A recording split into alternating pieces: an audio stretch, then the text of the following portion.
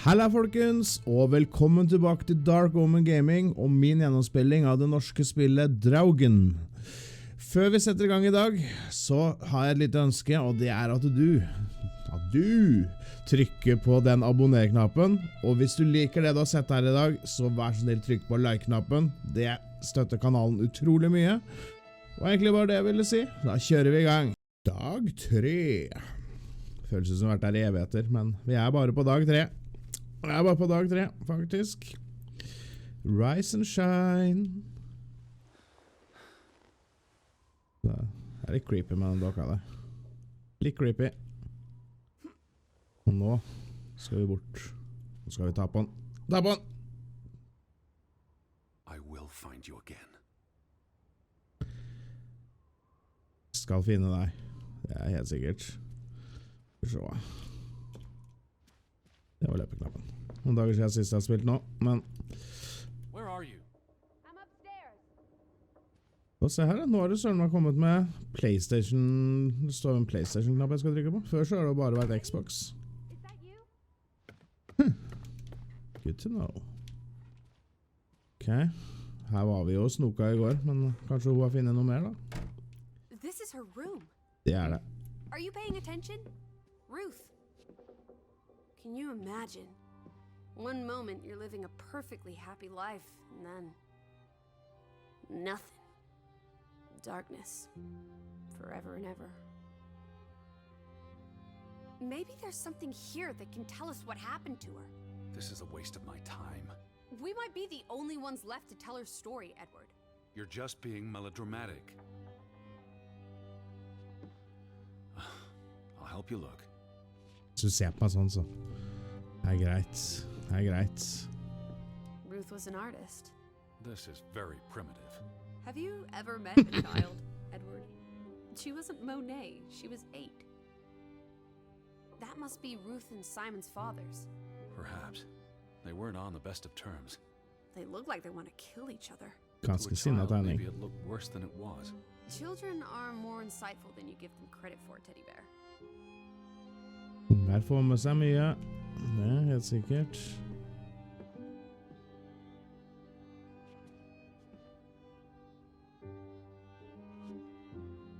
Nei, der fikk jeg ikke lov til å... Ja. She made her bed that Trykker morning riktig, det ble bra. before she... Or her parents did. It doesn't matter. It tells us nothing. Why are you like this today? Betty's not the only person in the world that matters. She That's matters not- the most to me. Ain't that the truth? Det er sant. Ruth never finished this. What does that spell? F-O-R-B. Forbannelsen. The curse. Who's that figure supposed to be? It's creepy. A figment of her imagination. But the box she drew. It looks like this box under her desk. Really? Godt gjemt. Let me see. Pull it out.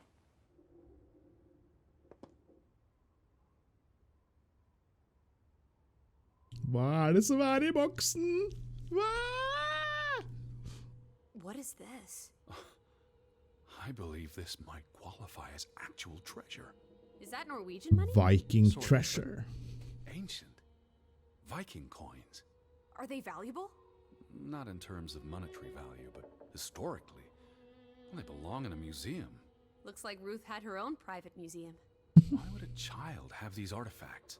She must have enjoyed collecting and playing with them. These are much too precious to play with. She should have given these to an adult. She was a child, Edward. To her, they were just shiny toys. Wait! The pin! On the doll! This is where it came from, her collection. But where did she find these treasures? A dig, a gravesite.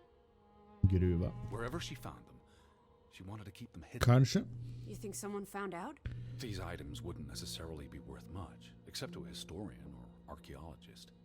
What if this is how... I mean, if someone learned she'd been collecting treasures, they might be willing to do terrible things. Ja. Det kan godt hende at folk gjør bad things for treasure. Det har vel skjedd opp gjennom historien. Og så er det noe mer her. Mer tegninger. This must be the village church. That's Ruth and her family on one side of the aisle. Simon and his father on the other. Community divided. Krig I kirka.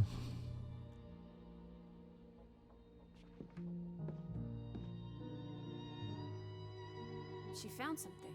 Where's that supposed to be? A cave. Or the... Mine. It could be. But what did she find? Her Viking treasure. Of course. Jeg spoiler litt, sorry. Dere fikk en There's a story 2 minutter here. spoil. The treasure box. The drawings. The overactive mind of an imaginative child. Well, she didn't imagine the Viking artifacts.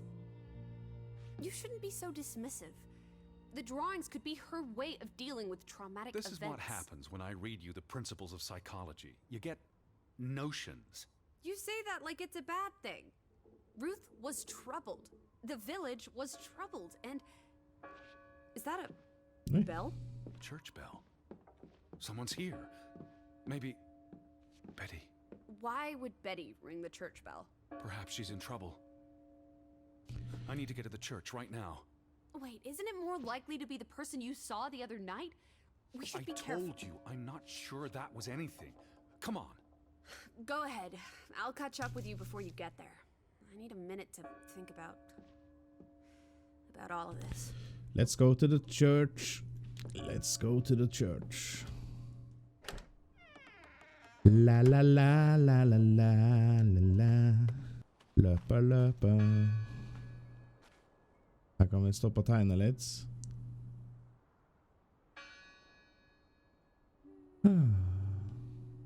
Har ikke så dårlig tid likevel.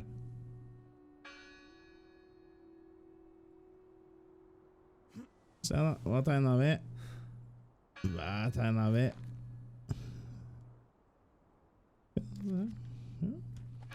Blink. Det skal han ha. Nei, vi får løpe videre. Vi får løpe videre. Det er egentlig ikke tid, men når tegnesuget tar over, da kan kirkeklokkene ringe så mye de bare vil, sier jeg. All these fresh graves. No one's touched these since yesterday. Regardless of Who did this? someone who'd lost their faith.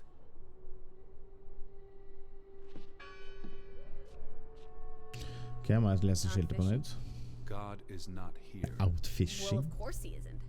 You won't find God in a church. God is the wind in the trees, the grass between your toes, the brook that runs That's through. nature, not God. Can you peek For through så vidt helt boards? enig. Fjerner vi skiltet. Nå er Gud tilbake. See anyone? No, I... Listen! The bell! They're still in there! Ok. Rop. Hello? I heard the bell. This is giving me I'm the here to help. heebie-jeebies. These boards look flimsy enough to break. Det gjør de. Go, go, go. Go, go, go.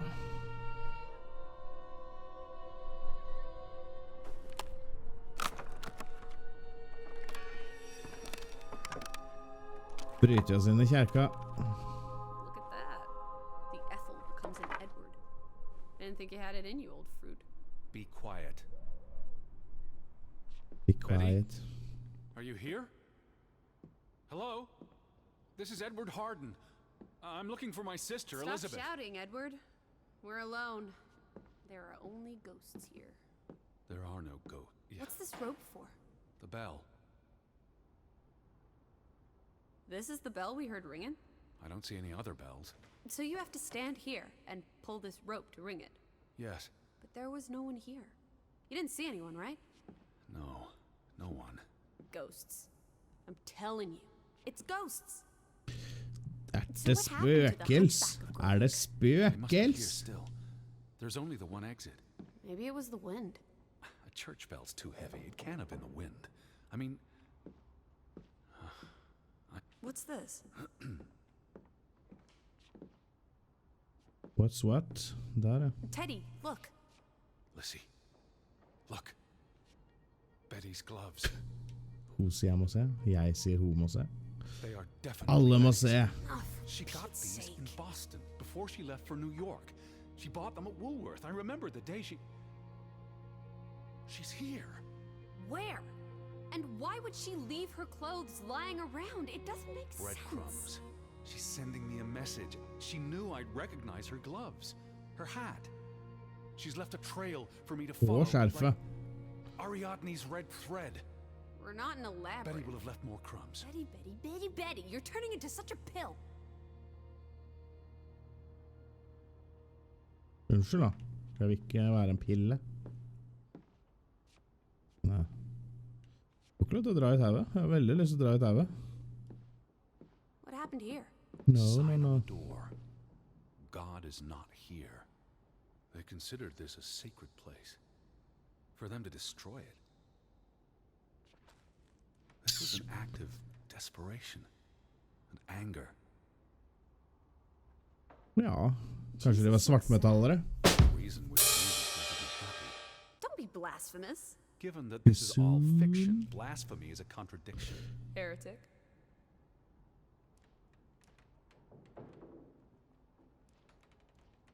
Det her da. Lese litt. The church book, a record of births and deaths. So we can find out what happened to the people in the village? And Elizabeth. I mean, if she was dead, Her name would be in the book. Se da. Navnet I boka. vandals. Tore it to pieces. I don't think the missing pages left the church. Look. Der, ja. Plukka opp. Skal vi finne the missing How many pages? pages are missing? I counted 4. They're probably all still here.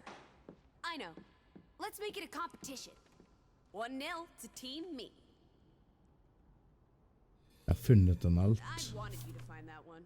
Mhm. I know what a rotten loser you are. Ville du at jeg skulle finne den her også, eller? Mhm. What are you doing? We're in a church. What's that?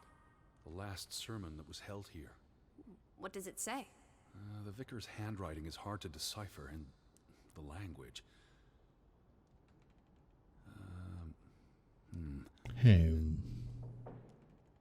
Doktorskrift. Talks about the village being divided for 20 years. This sermon was held on the anniversary of the accident this past summer.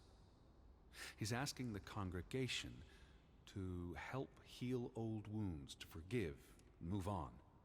Something to the effect of, you sit in separate aisles in God's house. Like Ruth's drawing. I told you she was perceptive. Splittelse. Sounds like Graavik was split in two, between those who stood by Johan and those who supported Frederick. Because of Ruth? The sermon is from before that. No, this is all about the preceding 20 years of division and disagreements.